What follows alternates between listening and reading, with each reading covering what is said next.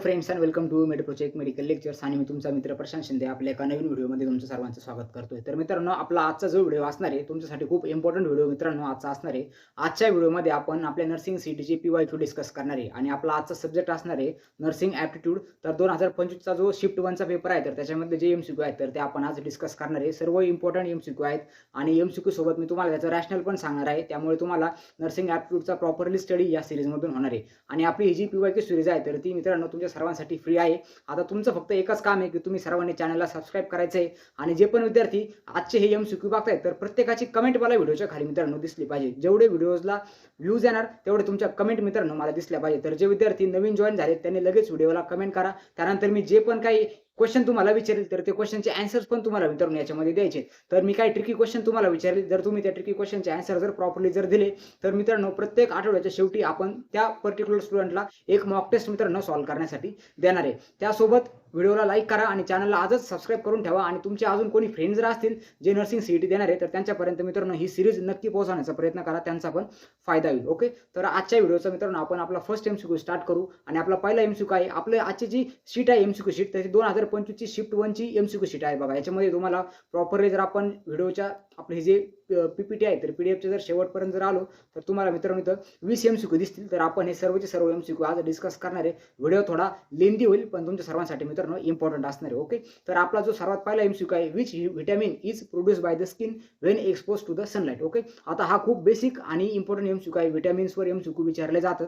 तर आता कोणता व्हिटॅमिन असा आहे जो आपल्या स्किन ज्यावेळेस आपली सनलाइटच्या कॉन्टॅक्टमध्ये येईल त्यावेळेस आपल्या बॉडीमध्ये कोणता व्हिटॅमिन प्रोड्यूस होतो, त्यासोबत तो व्हिटॅमिन कशा पद्धतीने प्रोड्यूस होतो, सर्व गोष्टी मित्रांनो आपण डिस्कस करणार आहे। ओके, तर याच्यामध्ये काय जादू आहे ती पण आपण समजून घेऊ। ओके, आता विच व्हिटॅमिन असा कोणता व्हिटॅमिन आहे जो सनलाइट एक्सपोज झाल्यानंतर तयार होतो, तर याचा आन्सर काय मित्रांनो, व्हिटॅमिन डी। आता हेच तुम्हाला सर्वांना माहित असेल। यालाच आता व्हिटॅमिन डी चे जे काही दुसरे नाव आहेत तर ते नाव तुम्ही लगेच नोट डाऊन करून घ्यायचे। आता असं नाही की तुम्ही फक्त लेक्चर्स बघताय, तुम्हाला सर्वांना एक सेपरेट कॉपी करा, त्याच्यामध्ये लिहा तुम्ही Mediprocheck medical lectures MCQ series PYQ. Okay, आता आज आपण बघतोय एमसीक्यू नर्सिंग ॲप्टिट्यूडचे। तर आपला पहिला एमसीक्यू आहे कोणता व्हिटॅमिन आहे जो सनलाइटच्या एक्सपोजरने तयार होतो, तर त्याचं नाव काय मित्रांनो, व्हिटॅमिन डी। आता व्हिटॅमिन डी चे बाकीचे जे नाव आहेत तर ते लिहून घ्या। त्याचं जे केमिकल नाव आहे त्याला आपण काय म्हणतो, 7 डिहायड्रॉक्सी कोलेस्ट्रॉल। ओके, 7 डिहायड्रॉक्सी कोलेस्ट्रॉल हे आपल्या व्हिटॅमिन डीचं नाव आहे।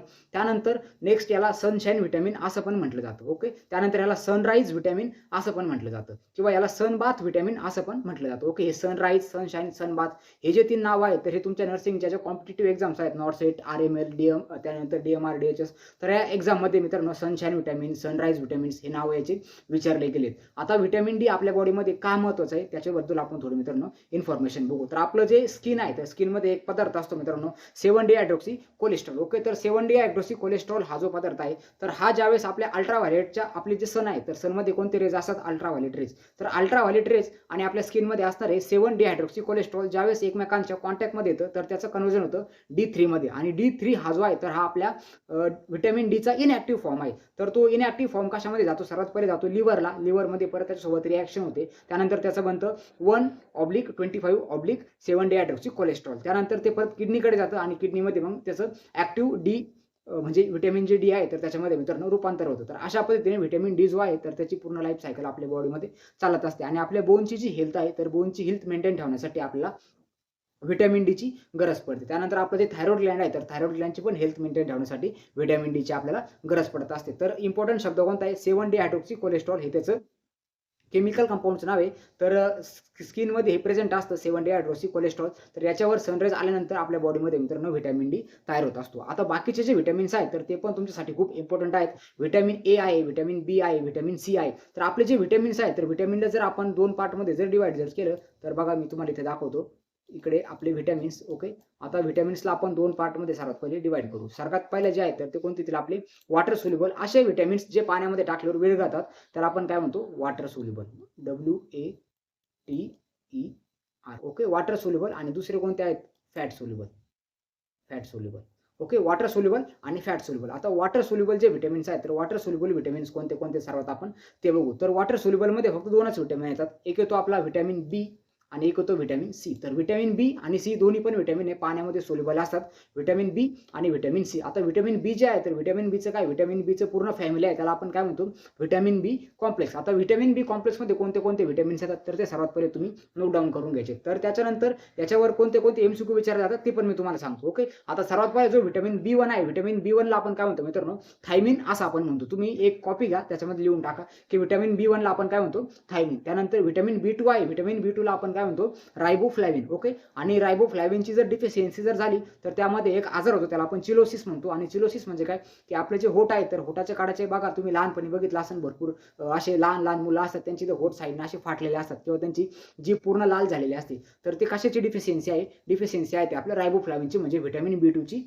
डिफिशियन्सी. त्यानंतर नेक्स्ट आहे व्हिटॅमिन डी थ्री, त्याला आपण काय म्हणतो, नियासिन असं म्हणतो. त्यानंतर व्हिटॅमिन डी फाईव्ह आहे, 4 व्हिटॅमिन नाही. ओके, व्हिटॅमिन बी फाईव्ह आहे. व्हिटॅमिन बी फाईव्ह म्हणजे काय, पॅन्टाथोनिक ऍसिड. त्यानंतर व्हिटॅमिन बी सिक्स आहे त्याला आपण म्हणतो पायरिडॉक्सिन. त्यानंतर व्हिटॅमिन बी सेवन आहे त्याला आपण म्हणतो बायोटिन. त्यानंतर व्हिटॅमिन बी नाईन आहे त्याला आपण म्हणतो फोलिक ऍसिड. आणि फोलिक ऍसिड जर बॉडीमध्ये कमी जर पडला तर फोलिक ऍसिडच्या कमतरतेमुळे होतो एक ॲनिमिया, त्याला आपण म्हणतो मित्रांनो पर्निशियस ॲनिमिया. आणि व्हिटॅमिन बी 12 म्हणजे सायनोकोबालामाइन. आणि सायनोकोबालामाइन जर बॉडीमध्ये जर नसेल तर त्यामुळे जो ॲनिमिया होतो त्याला आपण म्हणतो मेगलोब्लास्टिक ॲनिमिया. त्यानंतर व्हिटॅमिन बी नाईन जो आहे तर तो इम्पॉर्टंट काय आहे, त्याला आपण फोलिक ऍसिड असं पण म्हणतो.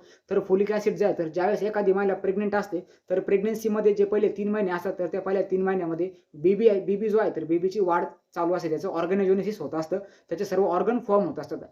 आणि मेन जे आहे न्यूरल ट्यूब म्हणजे आपले ब्रेन आणि स्पायनल कॉर्ड त्याचे जे फॉर्मेशन आहे त्याला आपण म्हणतो न्यूरल ट्यूब फॉर्मेशन, त्याला आपण म्हणतो एनटीडी. ओके, तर न्यूरल ट्यूबच्या फॉर्मेशनसाठी जो व्हिटॅमिन गरजेचा आहे त्याला आपण काय म्हणतो मित्रांनो, फोलिक ऍसिड म्हणजे व्हिटॅमिन बी नाईन. तर हा पण एमसीक्यू तुम्हाला विचारला जाऊ शकतो की कोणता असा व्हिटॅमिन आहे जो प्रेग्नन्सीमध्ये खूप इम्पॉर्टंट रोल प्ले करतो, तर तो आहे आपला व्हिटॅमिन बी नाईन. आणि व्हिटॅमिन बी नाईन जर नसेल तर त्या मुलाचं जे न्यूरल ट्यूब आहे तर न्यूरल ट्यूब प्रॉपरली क्लोजर होणार नाही, त्यामध्ये मग स्पायना बायफिडा आणि क्रॅनिओराकायसिस तर अशा दोन पद्धतीचे आजार आहेत तर ते होऊ शकतात. ओके, त्यानंतर नेक्स्ट इम्पॉर्टंट गोष्ट आहे आपल्या याच्यामध्ये व्हिटॅमिन ए पण दिलाय बघा. आता हा जो व्हिटॅमिन ए जो आपल्याला दिलाय तर व्हिटॅमिन एचं सायंटिफिकल नाव काय तर त्याला आपण रेटिनॉल असं पण म्हणतो. आणि जे पण आपलं गाजर वगैरे असेल, जे पण लाल कलरचे पण फळं असतात तर त्या सर्व फळांमधून आपल्याला व्हिटॅमिन ए मित्रांनो भेटत असतं. त्यानंतर व्हिटॅमिन एच्या डिफिशियन्सीवर पण तुम्हाला क्वेश्चन विचारला जाऊ शकतो, खूप इम्पॉर्टंट आहे व्हिटॅमिन ए. व्हिटॅमिन एचं जे नाव आहे त्याला आपण काय म्हणतो, रेटिनॉल असं म्हणतो. आणि रेटिनॉल पासून तुम्हाला रेटिना ध्यानात ठेवायचं, आणि रेटिना आपल्या आईजमध्ये असतो. तर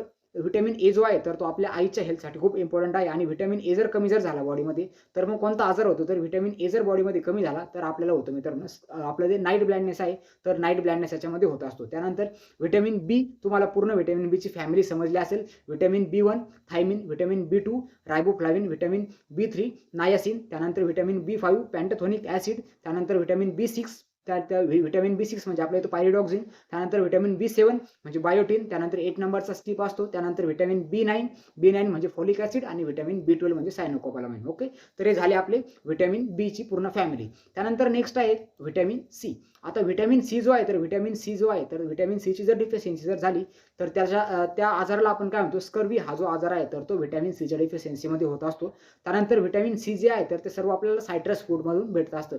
जे पण आपले लिंबूवर्गीय फळ आहेत तर ते लिंबूवर्गीय फळामधून आपल्याला जे व्हिटॅमिन भेटतं त्याला आपण काय म्हणतो, व्हिटॅमिन सी. याला आपण ॲस्कॉर्बिक ऍसिड असं पण म्हणतो. आणि व्हिटॅमिन डी जे आहे तर याला 125 डिहायड्रोक्सी कोलेकॅल्सिफेरॉल किंवा 7 डिहायड्रोक्सी कोलेस्ट्रॉल असं तुम्ही म्हणा. त्यानंतर व्हिटॅमिन डी ची डिफिशियन्सी पण तुम्हाला समजली असेल आणि व्हिटॅमिन डी चे फंक्शन्स पण आय होप तुम्हाला समजले असेल. तर मित्रांनो आपला फर्स्ट एमसीक्यू झाला. Okay, which vitamin is produce by the skin when expose to the sunlight, तर त्याचा आन्सर काय, व्हिटॅमिन डी. अल्ट्राव्हायोलेट रेस आणि 7 डिहायड्रोक्सी कोलेस्ट्रॉल याची रिॲक्शन होणार, त्यामधून आपल्याला एक त्याचा व्हिटॅमिन डी थ्री हा त्याचा इनॅक्टिव्ह फॉर्म भरणार.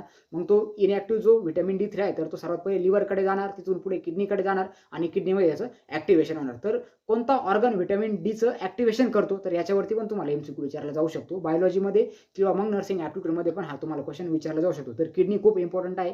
ज्या पेशंटला किडनीचे आजार असतात, सीकेडी वगैरे जर असेल तर मग त्या पेशंटमध्ये व्हिटॅमिन डीची काय होती मित्रांनो, तर त्या पेशंटमध्ये व्हिटॅमिन डीची डिफिशियन्सी तुम्हाला बघायला भेटते. तर अशा पद्धतीने आय होप तुमच्या सर्व व्हिटॅमिनचा या एका सिंगल एमसीक्यू मधून मित्रांनो स्टडी झाला असेल. ओके, आता सेकंड एमसीक्यू बघू आपण. The gas responsible for the photosynthesis is. आता फोटोसिंथेसिस म्हणजे काय?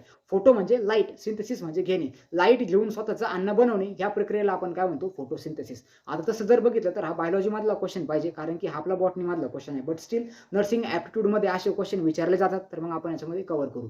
The gas responsible for the photosynthesis. आणि हे पण तुम्हाला सर्वांना माहिती असेल, हा आय थिंक आपल्याला दुसरी का तिसरी मध्ये चॅप्टर होता, की जे आपले झाडं आहेत तर ते झाडं त्यांचं अन्न कसं तयार करतात. तर कार्बन डायऑक्साईड आहे, तर कार्बन डायऑक्साईडच्या हेल्पने काय करतात की झाडं आपलं जे फोटोसिंथेसिस आहे तर फोटोसिंथेसिस होत असतं. त्यानंतर आता नेक्स्ट इम्पॉर्टंट आहे आपलं जे वरती आपण हे जे बघितलं व्हिटॅमिन, याच्यामध्ये आपलं एक व्हिटॅमिन राहून गेला मित्रांनो, व्हिटॅमिन के. ओके, तर व्हिटॅमिन के बद्दल पण आपण थोडक्यात इन्फॉर्मेशन बघून घेऊ. व्हिटॅमिन के ला आपण ब्लड फ्लोरा जो असतो, आता आपले जे इंटेस्टाइन आहे तर इंटेस्टाइन मध्ये जे ऑर्गॅनिझम्स आहेत तर ते ऑर्गॅनिझम्स व्हिटॅमिन के चं सिक्रेशन करत असतात.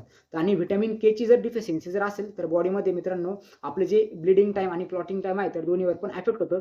बॉडीमधलं जे ब्लड कोॲग्युलेशन सिस्टम आहे तर ती प्रॉपरली वर्क करत नाही, ती सिस्टम याच्यामध्ये हॅम्पर होते. ओके, व्हिटॅमिन केच्या डिफिशियन्सीमध्ये. त्यानंतर व्हिटॅमिन के कुठून भेटतो आपल्याला? तर व्हिटॅमिन के हा आपल्याला आपले जे बॉडीमधले जे गट फ्लोरा आहेत तर ते गट फ्लोरा म्हणजे आपले जे आतड्यामध्ये जे छोटे छोटे जंत असतात तर ते जंत व्हिटॅमिन के बनवत असतात. आता व्हिटॅमिन केचा एक क्लिनिकल सिग्निफिकन्स असा आहे की जे न्यूबॉर्न बेबी असतात, ज्यांचा नुकताच जन्म झालाय, तर त्यांना मित्रांनो आपल्याला जन्म झाल्या त्यांना ऑन टेबल बर्थ त्यांना आपल्याला व्हिटॅमिन केचं इंजेक्शन द्यावं लागतं. आता व्हिटॅमिन केचं इंजेक्शन का द्यावं लागतं? कारण की जो बेबी नवीन जन्मलाय त्याच्या पोटामध्ये कुठल्याच प्रकारचे बॅक्टेरिया हे प्रेझेंट नसतात आणि ते स्वतःहून व्हिटॅमिन केचं सिंथेसिस करू शकत नाही. त्याच्यामुळे आपल्याला व्हिटॅमिन के त्या मुलाला बाहेरून द्यावा लागतो. व्हिटॅमिन केचं मेन फंक्शन काय? तर ते व्हिटॅमिन केचं मेन फंक्शन आहे कोॲग्युलेशन मध्ये आपल्याला हेल्प करत असतं. ओके, इंट्रेन्सिक आणि एक्सट्रेन्सिक दोन्ही पण फेजमध्ये व्हिटॅमिन केचं खूप इम्पॉर्टन्स आहे. आणि व्हिटॅमिन के जर नसेल तर बॉडीमधून ब्लड हे बाहेर जाऊ शकतं. बॉडीमध्ये आपल्या व्हिटॅमिन केचं जे आहे तर ते प्रॉपरली सिंथेसिस झालं नाही तर सर्व कोॲग्युलेशन रिलेटेड डिसऑर्डर्स मित्रांनो होऊ शकतात. तर हे व्हिटॅमिन के पण तुम्हाला इम्पॉर्टंट ध्यानात ठेवायचं आहे. व्हिटॅमिन ए, डी, ई, के हे सर्व आपले फॅट सोल्युबल आहेत आणि वॉटर सोल्युबलमध्ये व्हिटॅमिन बी आणि व्हिटॅमिन सी दोनच ध्यानात ठेवायचे. त्याच्यापैकी अजून एक इम्पॉर्टंट गोष्ट जर ध्यानात जर ठेवली तर व्हिटॅमिन बी आणि व्हिटॅमिन सी जे आहेत तर हे आपल्याला बाहेरून कधी कधी घ्यावं लागतात आणि बाकीचे जे आहेत तर ते आपल्या बॉडीमध्ये स्टोर राहू शकतात. जे पण फॅट सोल्युबल आहेत तर ते बॉडीमध्ये स्टोर राहतात. बट व्हिटॅमिन बी आणि सी हे आहेत तर हे आपल्या बॉडीमध्ये जास्त काळ स्टोर राहू शकत नाही. Okay, vitamin A, D, E, K आणि व्हिटॅमिन बी, सी एवढं तुम्हाला मित्रांनो ध्यानात ठेवायचे. त्यानंतर आपण सेकंड एमसीक्यू डिस्कस करत होतो. तर सेकंड एमसीक्यू मध्ये आपण काय कोणती प्रोसेस बघतोय? तर आपण बघतोय मित्रांनो याच्यामध्ये फोटोसिंथेसिस. तर फोटोसिंथेसिस ही जी प्रोसेस आहे तर याच्यामध्ये बाकीचे काही फॅक्टर्स हेल्प करतात. त्यामध्ये एक आहे CO2 जो आहे तर CO2 आपल्याला एअरमधून भेटतो आणि आपलं जे रूट असतं झाडांचे तर ते झाडांचे रूट काय करतात? पाणी घेतात. त्यानंतर सनलाईट मधून एनर्जी भेटते आणि जे ग्रीन पिगमेंट असतात किंवा आपलं जे क्लोरोफिल आहे आपल्या याच्यामध्ये जे झाडांच्या लीफमध्ये प्रेझेंट असणार आहे तर तिथलं जे क्लोरोफिल पिगमेंट आहे तर क्लोरोफिल पिगमेंट त्यानंतर वॉटर, CO2 आणि सनलाईट मधून येणारी एनर्जी तर हे चारींचं मिक्सचर होऊन झाड काय करत असतं की स्वतःची जी एनर्जी आहे तर ती प्रोड्यूस करत असतं. ओके, तर gas responsible for the photosynthesis carbon dioxide. Okay, oxygen जो आहे तर तो आपल्याला जगण्यासाठी लागत असतो. त्यानंतर हायड्रोजन आणि नायट्रोजन तर हे मित्रांनो सर्व इथे रॉंग ऑप्शन्स आहेत. ओके, तर आय होप तुम्हाला सर्वांना हा जो सेकंड एमसीक्यू आहे तर तो समजला असेल. त्यानंतर मित्रांनो एक इम्पॉर्टंट गोष्ट तुमच्यासाठी, ज्या पण विद्यार्थ्यांनी अजूनपर्यंत आपले नर्सिंग ॲप्टिट्यूडचे क्लासेस जॉईन केले नसेल तर त्यांनी लवकरात लवकर आपले नर्सिंग ॲप्टिट्यूडचे क्लासेस मित्रांनो जॉईन करायचे. आता आपण 2 एमसीक्यू बघितले. 2 एमसीक्यू मध्ये तुम्हाला समजलं असेल की तुम्हाला कोणत्या पद्धतीचं नॉलेज आपल्या क्लासमधून दिलं जाईल. ओके, हे फक्त आपण आतापर्यंत 2च एमसीक्यू डिस्कस करून झालेत आणि आपल्या व्हिडिओचा जवळपास मित्रांनो 9 ते 10 मिनिटं कंप्लीट झालेत. ओके, तर त्यासाठी तुम्ही काय करायचे? आपलं जे नर्सिंग ॲप्टिट्यूडची बॅच आहे तर ती मित्रांनो आजच आपली बॅच जॉईन करायची आहे. एकदम कमी फीस ठेवलेली आहे. फक्त ₹499 आपल्या बॅचची फीस असणार आहे, ज्यामध्ये तुम्हाला नर्सिंग ॲप्टिट्यूडचा पूर्ण सिलेबस शिकवला जाणार आहे. आणि नर्सिंग ॲप्टिट्यूडचा हा सिलेबस मित्रांनो तुम्हाला तुमच्या बायोलॉजीमध्ये पण भरपूर हेल्पफुल ठरणार आहे. तर ईच टॉपिक तुम्हाला नर्सिंग ॲप्टिट्यूडचा प्रॉपरली शिकवला जाणार आणि असं नाही की फक्त थेरी घेतली जाणार, तर त्या थेरीवर तुमची एमसीक्यू प्रॅक्टिस पण मित्रांनो आपल्या बॅचमध्ये होणार आहे. भरपूर सर्व विद्यार्थ्यांनी आतापर्यंत जॉईन केले. ज्या विद्यार्थी अजून जॉईन करायचे बाकी असतील तर त्यांनी लवकरात लवकर जॉईन करून घ्या. आता विद्यार्थ्यांचे प्रॉब्लेम काय होतात की नर्सिंग ॲप्टिट्यूडचा प्रॉपर सिलेबस त्यांना माहीत नसतो. त्यानंतर क्वेश्चन पॅटर्न कसा आहे तर तो त्यांना प्रॉपर समजत नाही. त्यानंतर मित्र आपले जे विद्यार्थी असतात ते काय करतात? रँडम प्रिपरेशन, युट्यूबला जायचं, युट्यूबला कुठे पण सर्च करायचं नर्सिंग ॲप्टिट्यूड क्वेश्चन. भरपूर वेळेस तुम्हाला नर्सिंग ॲप्टिट्यूड क्वेश्चन हे महाराष्ट्राच्या बाहेरचेच भेटतात. तर महाराष्ट्राचं पॅटर्न आणि बाहेरचा नर्सिंग ॲप्टिट्यूडचा पॅटर्न मित्रांनो खूप वेगळा आहे. त्यांची एमसीक्यूची लेवल आपल्या एमसीक्यूची लेवल खूप हार्ड आहे, म्हणजे खूप डिफरन्स आहे. त्यांचे एमसीक्यू थोडे क्लिनिकल बेसिसवर येतात. आपले एमसीक्यू जे आहेत तर ते थोडे थेरॉटिकल वर येतात. जास्त प्रॅक्टिकल बेसवर आपले एमसीक्यू पडत नाही. आपले एमसीक्यू बेसिक गोष्टीवर मित्रांनो कन्फाईन आहेत. त्यामुळे तुम्ही थोडा बेसिक स्टडी करा आणि तो सर्व बेसिक स्टडी तुम्हाला आपल्या बॅचमधून मित्रांनो बघायला भेटेल. त्यानंतर complete nursing aptitude study module तुम्हाला भेटणार आहे. सर्व तुमचे लेक्चर, त्यानंतर तुमची थिअरी आणि एमसीक्यू सर्व प्रॅक्टिस याच्यातून होणार आहे आणि सर्व ज्या पीपीटीज आहेत, पीडीएफ आहेत, नोट्स आहेत, सर्व तुम्हाला मित्रांनो पीडीएफ फॉर्ममध्ये भेटतील. त्यानंतर तुमची सीईटी लेवल एमसीक्यू प्रॅक्टिस प्रत्येक आतापर्यंत जेवढे टॉपिक झालेत, आतापर्यंत जवळपास आपले 200 ते 300 एमसीक्यू मित्रांनो कव्हर करून झालेत आपल्या बॅचमध्ये आणि आपले फक्त पहिले 4 टॉपिक मित्रांनो डिस्कस करून झालेत. पहिल्या 4 टॉपिकमध्येच 200-300 एमसीक्यू आपले आतापर्यंत डिस्कस करून झालेत. शेवटपर्यंत 3-3.5 एमसीक्यू तुमचे आपल्या नर्सिंग ॲप्टिट्यूड बॅचमध्ये होतील आणि नर्सिंग ॲप्टिट्यूडमध्ये मित्रांनो तुम्हाला 20 आउट ऑफ 20 मार्क्स नक्कीच भेटतील. ओके. त्यानंतर तुम्हाला एक्झाम फोकस नोट्स याच्यामधून प्रोव्हाइड केल्या जातील. त्यानंतर बाकीच्या पण एक्झामसाठी तुम्हाला गायडन्स केला जाईल आणि सर्व जे लेक्चर्स आहेत मित्रांनो तर ते आपले रिव्हिजन फ्रेंडली स्ट्रक्चर आहे, रिपीटेड एनी टाइम. प्रत्येक लेक्चर आहे तर ते रेकॉर्डेड फॉर्ममध्ये तुम्हाला अवेलेबल असणार आहे. तुम्ही ते लेक्चर परत मित्रांनो रिवाइज करू शकता, त्याच्या नोट्स वगैरे तुम्ही काढू शकता आणि त्याचे पीडीएफ पण तुम्हाला भेटणारच आहे. तरी ते माझा नंबर दिलाय, लवकरात लवकर मला नंबरवर कॉन्टॅक्ट करा. त्यासोबत व्हॉट्सअप ग्रुपची लिंक मी व्हिडिओच्या डिस्क्रिप्शनमध्ये दिलेली आहे. लवकरात लवकर मित्रांनो आपला ग्रुप तुम्ही जॉईन करा आणि आपल्या बॅचमध्ये मित्रांनो एनरोलमेंट करून घ्या. त्यानंतर आपला आजचा जो नेक्स्ट एमसीक्यू आहे तर तो आपण नेक्स्ट एमसीक्यू बघू. MCQ number 3. तर मित्रांनो आपला जो तिसरा एमसीक्यू आहे, आता हा एमसीक्यू थोडा ट्रिकी बघा. आता हा जो एमसीक्यू आहे तर हा आपला थोडा नर्सिंग ॲप्टिट्यूडच्या सिलेबसच्या बाहेरचा आहे. ओके. हा जनरल ॲप्टिट्यूडचा एमसीक्यू तुम्हाला याच्यामध्ये विचारलाय आणि असे एमसीक्यू तुम्हाला नर्सिंग ॲप्टिट्यूडमध्ये विचारले जातात जे आपले नॉन नर्सिंगचे असतात. Okay.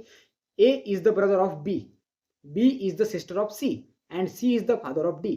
Then how A is related to the D. Okay. याच्यामध्ये काय सांगितले त्यांनी, ए हा जो आहे तर हा बीचा भाऊ आहे. त्यानंतर बी हे जे आहे तर बी ही सीची बहीण आहे आणि सी हा जो आहे तर हा डीचा फादर आहे. तर मग ए आणि डी मधलं रिलेशन काय तर हे तुम्हाला फाइंड आउट करायचे. तर मित्रांनो असे जे एमसीक्यू आहेत तर ते विद्यार्थी काय करतात, असे एमसीक्यू बघतात आणि एमसीक्यू बघायला घाबरून जातात, त्यांना समजतच नाही. आणि ज्या विद्यार्थ्यांचं इंग्लिश खूपच कच्चं आहे तर त्या विद्यार्थ्यांना काही लिंकच लागत नाही. तर मित्रांनो आता हा अशा टाईपचा एमसीक्यू जर तुम्हाला जर विचारला तर तो सॉल्व्ह कसा करायचा तर त्यासाठी काही ट्रिक आहेत बघा. जिथे पण मेल असेल, मेल असल्यावर तुम्हाला काय करायचं आहे, एक चौकोन काढायचा आहे. ओके. असा चौकोन तुम्हाला काढायचा आहे मेलला. फिमेल असेल तर फिमेलसाठी तुम्हाला काढायचं आहे सर्कल.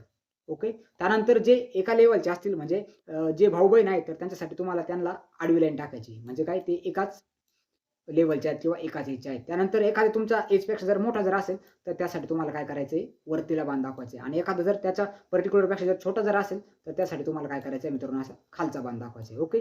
एवढे फक्त तुम्हाला काय करायचे, एवढे फक्त सिम्बॉल ध्यानात ठेवायचे. जिथे आडवी लाईन आहे म्हणजे काय दोघं सेम एजचे आहेत.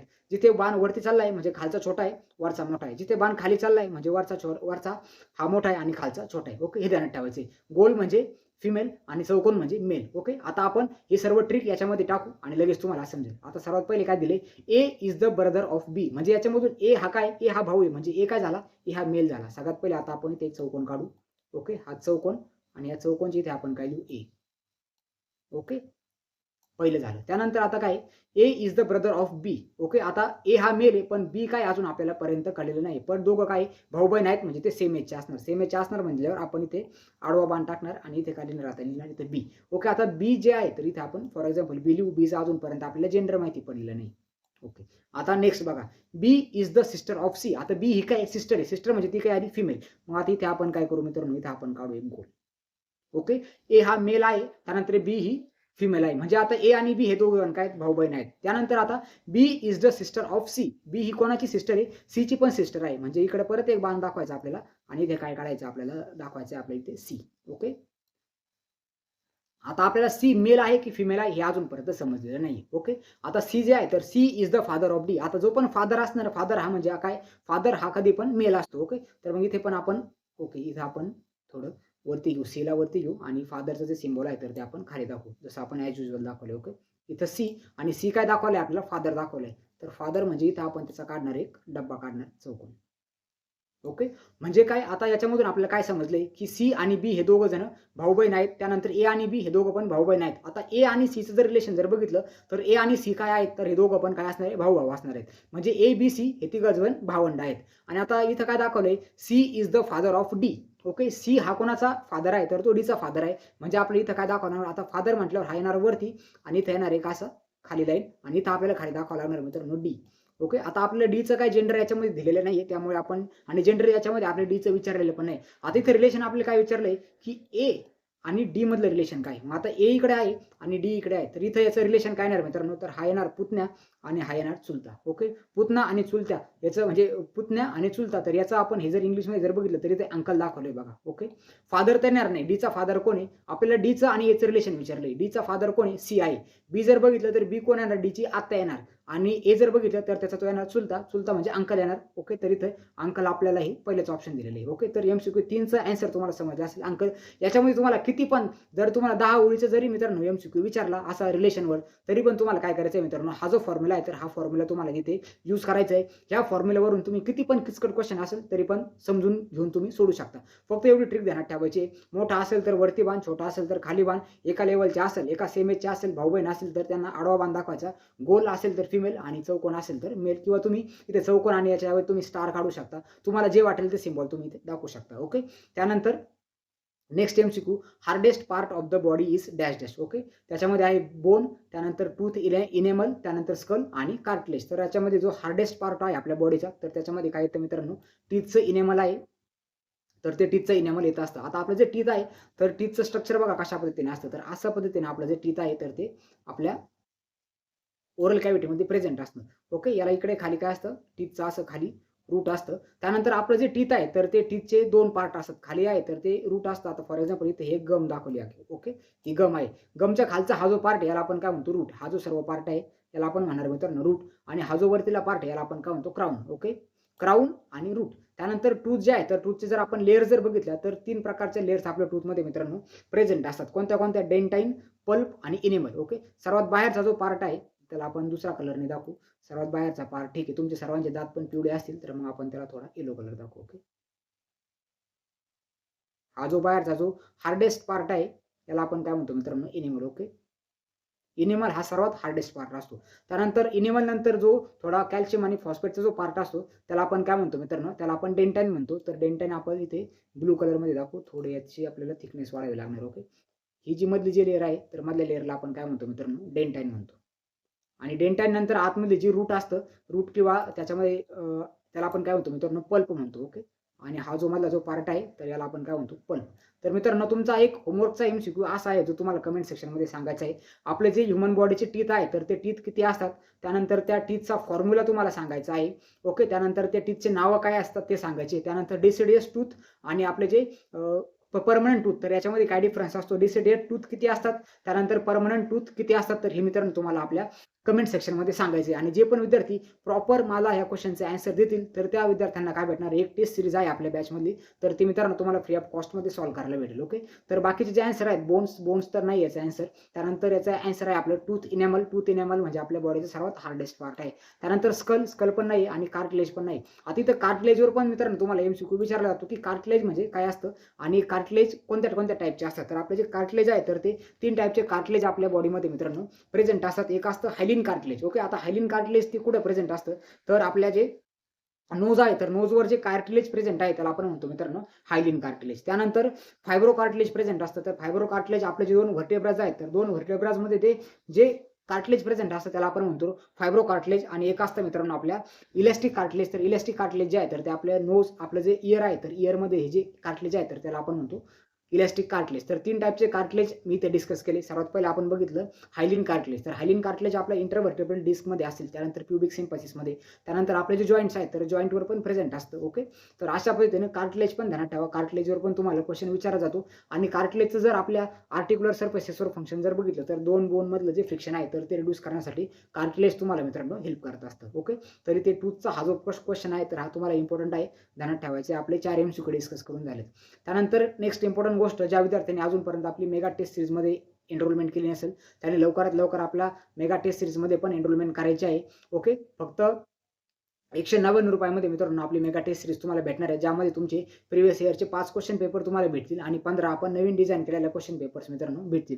ओके, टोटल तुम्हाला 20 क्वेश्चन पेपर्स याच्यामध्ये भेटतील, म्हणजे जवळपास 2000 MCQची प्रॅक्टिस तुमची आपल्या या मेगा टेस्ट सिरीजमधून होणार आहे. तर लिमिटेड सीट्स मित्रांनो दोन्ही पण बॅचमध्ये बाकी आहेत. आपल्या मेगा टेस्ट सिरीजच्या पण मोस्ट ऑफ ज्या सीट्स आहेत तर ते फुल होत आलेल्या आहेत आणि नर्सिंग ॲप्टिट्यूडमध्ये पण काही रिमेनिंग फ्यू सीट्स बाकी आहेत.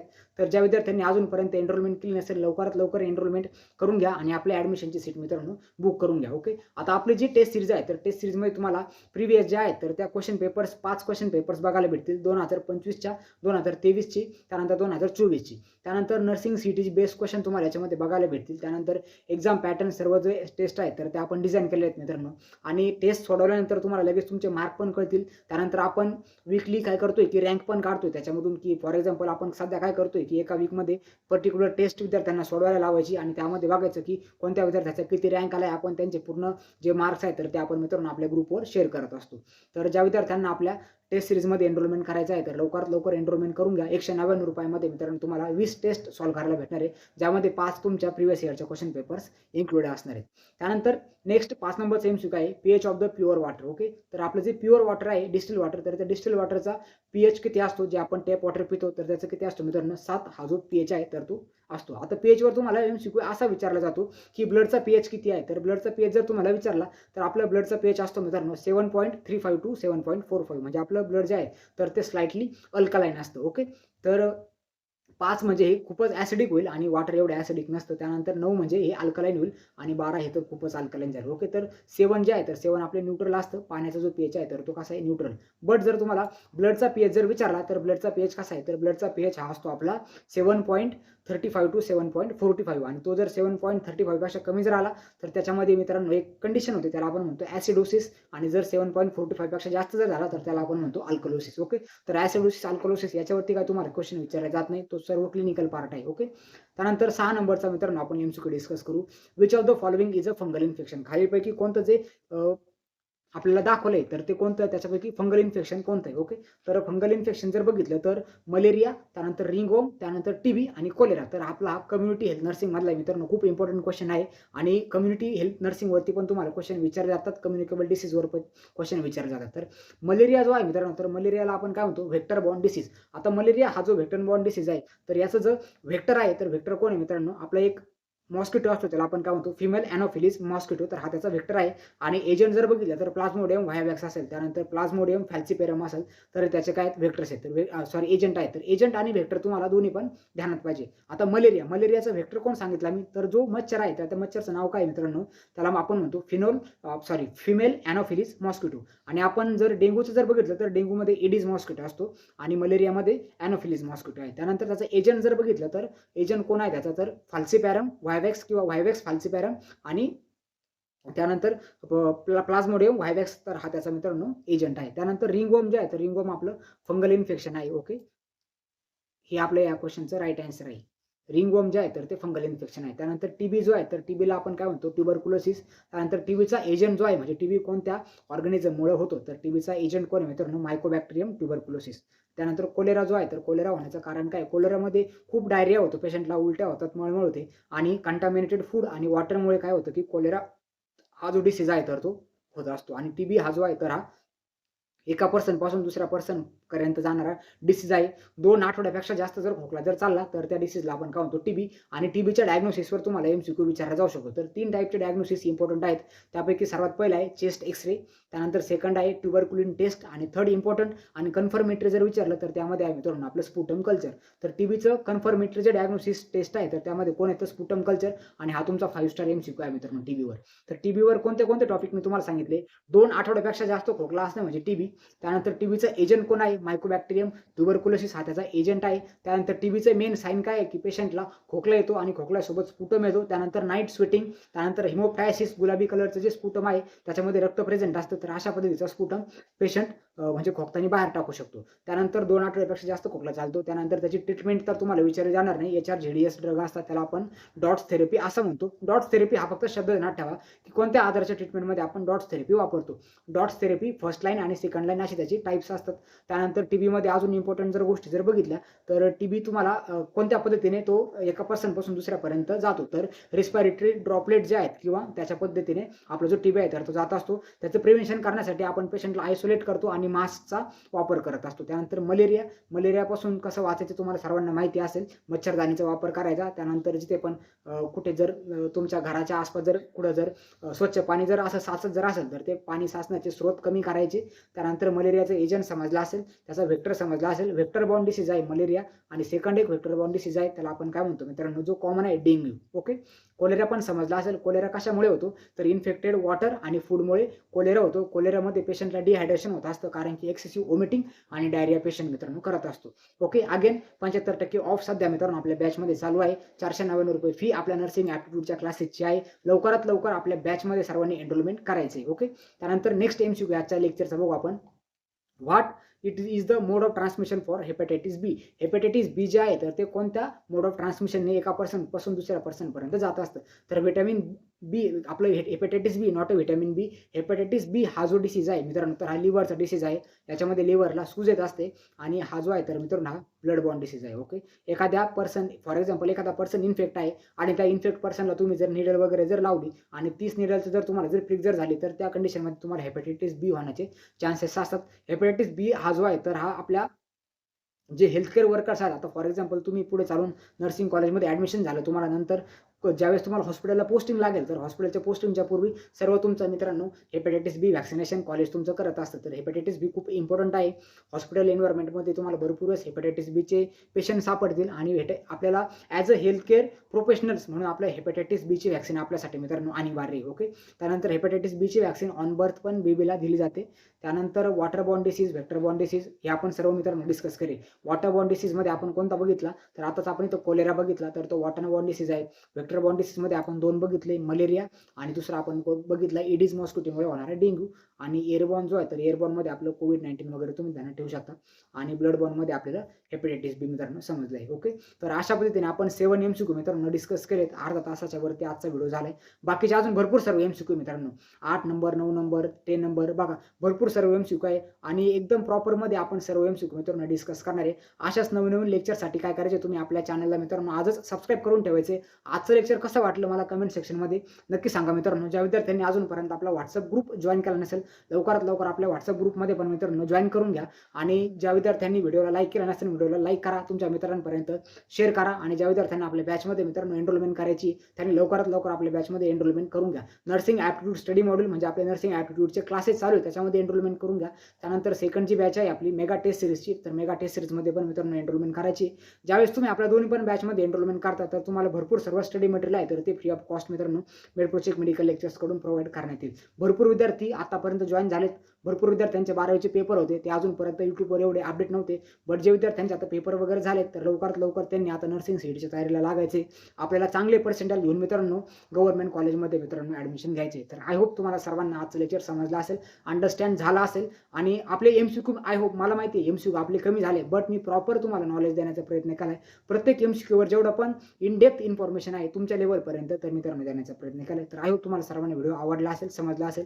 आणि आजच्या MCQमध्ये काही जर डाऊट जर असेल तर आपलं कमेंट सेक्शन ओपन आहे. कमेंट सेक्शनमध्ये मित्रांनो नक्की सांगा. तर भेटूया आपल्या उद्याच्या व्हिडिओमध्ये आणि आपण नेक्स्ट व्हिडिओमध्ये आपले जे बाकीचे MCQ आहेत तर 8 MCQ पासून आपण नेक्स्ट उद्याच्या व्हिडिओमध्ये मित्रांनो बघू. तर पार्ट सेकंडची सर्वांनी वाट बघा. लवकरच तो व्हिडिओ आपल्या चॅनलवर मित्रांनो येईल.